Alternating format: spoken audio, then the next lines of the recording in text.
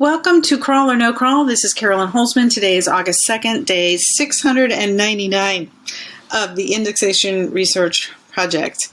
And quick note, I haven't been doing this for nothing. So I just wanted to let you know that shortly, within probably the next couple of months, I will be launching an indexation tool that will be available, and it'll all be based on the information contained within the research. Quick update on the testing, and then I'm going to go into some my theories on the latest Google volatility. So when Google isn't updating in the Search Console, and you can see here that we had one last night, when it isn't doing that, the crawling, indexing, ranking, and serving, up until then, only took a couple of hours, which is really nice. And I'm sure a lot of you noticed it. I've talked to several people that were like, hey, no problem. And it is great. Now, over the weekend, as you can see, the downside to that is that I run out of content to be testing for. So that's why this is grayed out. I use that. So it's not that something didn't come on. It's just that I didn't have anything published at that time, because they all showed up over here. And you can see here, if you scroll down on this, and this is all can be found on the Google Index Detector page. And that's all you have to do is Google that, Google Index Detector, and you'll find this page here. Okay, now going back to here. Previous on my last report, which was from July 19th, I was changing topics. And I think when it comes to helpful content, I'll talk more about that later. When I added in 3 days worth of off-topic tests, they resisted that quick indexation. However, within about 4 or 5 days, they started getting served, and they continue to be served. So I would say that's why I'm saying there must be some sort of tipping point, that if you have a percentage of your content is more on topic, as Google reads the topic, okay? This is not what you and I and our brains think. This is the math when we start talking about topical cohesion.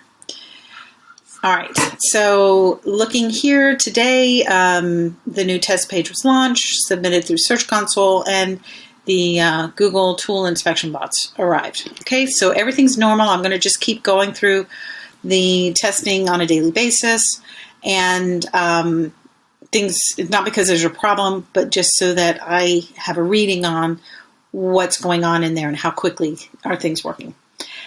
Now, to the Google volatility, specifically the incredibly high volatility between the desktop and the mobile. So if we look back, there's a ton of days that we have where the volatility has been out of control. It goes back a long time. And you can, again, find this sheet on the Google Index Detector page. Now, if you haven't already watched it, Eric Lancheres has a video where he talks about his theories on the high Google volatility, and I'll post the link to his video. I think you should watch it. He's definitely someone who I respect. I met him when he was working on sort of unraveling what the Panda update was about, like 2011, 12, and 13. Now, he says that what we're seeing is definitely not something that's behaving like normal updates, and I agree. His approach and his theory to explain why the volatility is so high, he goes back to Google patents and says that this volatility is based on user experience, and that Google is handling negative signals much like Panda did, which was more of a punishing algorithm, and that the tools have to adjust or this is going to be the new normal. Now, I have a differing approach. I don't think it's in the patents, and I don't think that it's a volatility based on user experience. But I'm also going to provide you with some data so you at least see what I'm seeing. And before I pull all that data up, let's just talk about some assumptions. Some of our assumption is volatility is bad. Volatility always means an algorithmic update. Tool data reflects the natural state of Google, and whatever they show is 100% represented in search. In other words, tool data is gospel. And again, this is just, I think, because the words trip us up, but I think we believe helpful content system rewards helpful content, which a lot of people determine it has to be able to be measured. So a lot of times people think that's the user signals. So here's my theory, and here's my framework. First, I think that there may be a number of influences on the latest round of volatility. There's been nothing in the Google search status dashboard that has indicated that anything is broken or having a problem as determined by Google. So this was the last one, was the Google News indexing issue over the summer, earlier in the summer.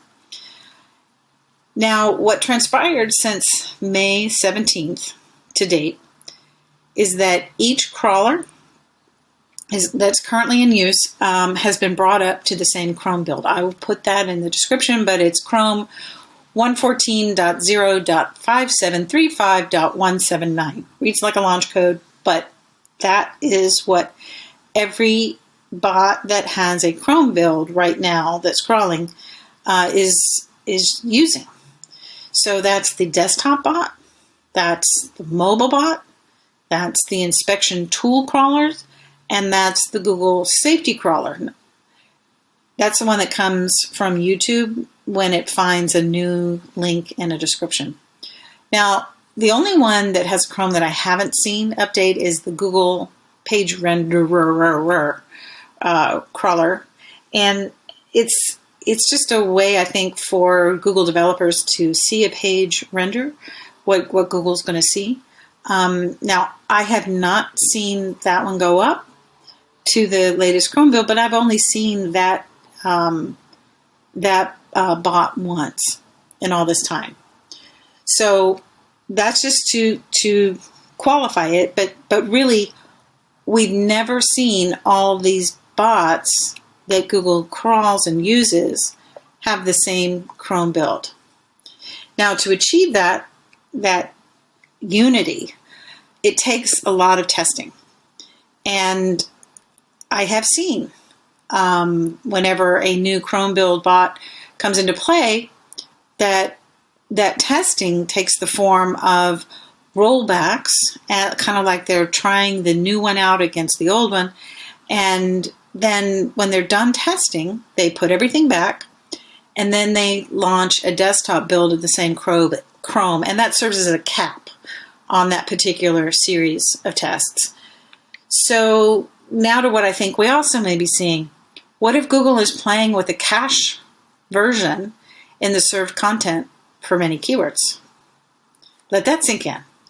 I want to show you here, and this is why this came to mind, is that on July 17th and 18th, what this is I have a page that I look for every day, and I test this every day to see what version of the cache is that page in that Google's using.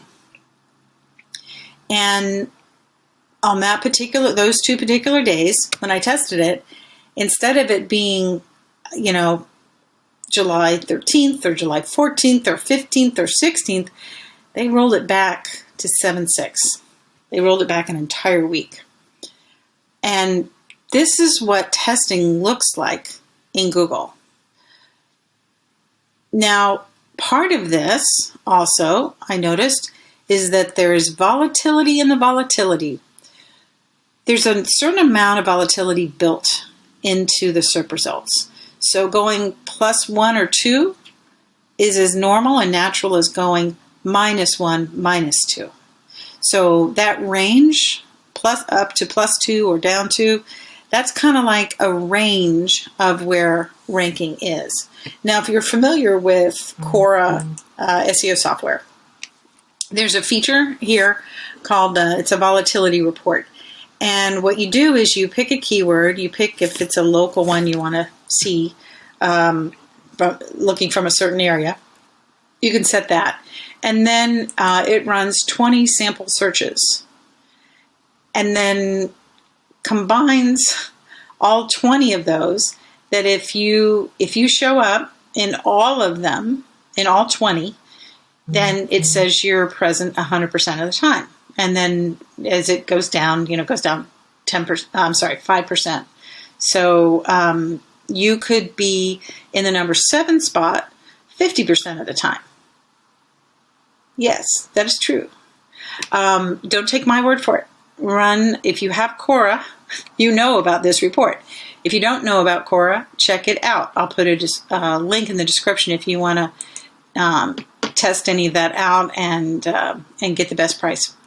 So the thing is, I run one of these reports, and then I wait a few minutes, and then I run it again. And you would think that they would be almost identical, right? Maybe some up or down, 1 or 2, but it should contain most of the same results. And it doesn't. So this is very strange to me. What would explain that? There's several things. A lot of them are technical, but what if the Google API that is being used in the software, what if there's a problem with it? But I don't think it is, because I am seeing in the tracking tools the same type of volatility. So that, I may run a Quora volatility report and I see my URL sitting where I expect it. But in the tracking tool, which only ran at one time at a particular time of day, shows it being out. So this is why I'm saying there's volatility in the volatility. So how would that be done? What if there's something in how Google has the database and the index set up? For instance, the entire Google index does not reside in one Google data center. If you have any questions about that, if that's weird to you, think about it. The size of the index is enormous. Just for prudency, you wouldn't have the entire database in one data center, because what if your data center went down? So you spread it around. So what if these searches are not, let's say they're pulling one part of the database from one center and the rest of it from another? And what if those results that are getting pulled from a different data center have a different cache date because Google is testing? I mean, it's their right. It's their index. They can do whatever they want with it. Wouldn't that explain the volatility in the volatility? Now, hold on to your hat, because I haven't even talked about the helpful content system and what part it might be playing. Because I do not think the helpful content system is based on user experience. Google Docs clearly state that it's based on visitor expectations. So if you have to watch my earlier video where I kind of go into depth on it, but basically I believe that this is our first domain factor, and that it is run by the classifier system within the helpful content system. Much like the indexing system has subsystems, the helpful content system has a subsystem, which is a classifier. And that's based on topics. So if you are publishing a little bit of content on each service you provide, and there's no dominant topic in there, Google doesn't know what to make of your site. Not just your site, but your domain. So previous reports, I've spoken about that, so I won't go deep into it here, but I will talk about it in this week's Confessions of an SEO podcast. So to wrap this up in a quick bow, what if all these things are influencing? the testing, the data center issues, and the helpful content system. And Google might not have expected it to do this, but maybe they can't adjust it because they're just trying to manage all the data at an even larger scale due to the amount of content flooding the zone, which is why they needed a way to gate new content through the helpful content system. And then we haven't even talked about the new search generative experience. So this may be the new normal. SEO tools, I agree with Eric, they're going to have to adjust for it somehow, some way. Right now, I don't think a lot of our tools were built for this current iteration of Google. So if you haven't got a chance to read it, check out the Ultimate Guide to the New Inspection Toolbots. I'll put a link in the description. It's more complete than Google's documentation. This fall, I'm going to be opening up my forensic SEO training in September. It'll be September 7th, 14th, and 21st. And I'll be adding in a helpful content diagnostic for the purpose of helping SEOs be able to tell if the site's been impacted by the helpful content system. I'll be updating the page. You go to forensicseotraining.com. Catch out Confessions of an SEO. New episodes launch Friday mornings. Well, that's it for today. Sorry for the big delay between reports, but things have been happening. I'll try and get a little more regular. Thanks, guys. Bye.